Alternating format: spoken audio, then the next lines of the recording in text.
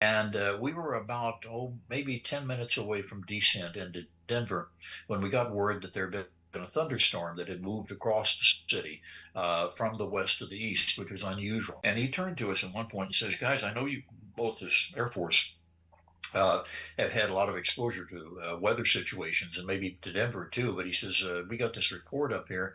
And he says, "What do you think we ought to do?" And I remember thinking, wait a minute, the captain is asking us what to do. Usually we have to scheme and figure out other ways of getting the captain to understand that there's an alternative method.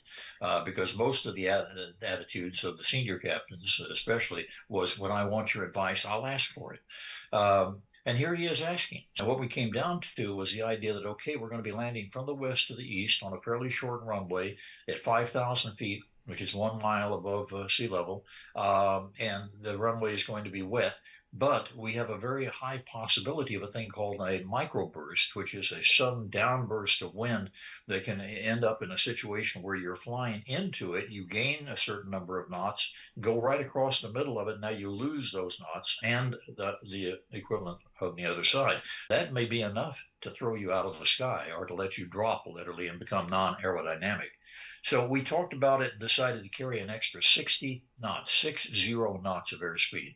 But if we hadn't done it, to make a long story somewhat shorter, we ran through one of those microbursts right off the end of the runway, and we lost about 65 knots of airspeed. If we had not been carrying that extra speed, we would have ended up crashing, literally crashing onto Quebec Avenue, which bordered the airport on the western side. That was those few moments when you realize if we hadn't carried this airspeed, we'd be dead now. Was pretty profound.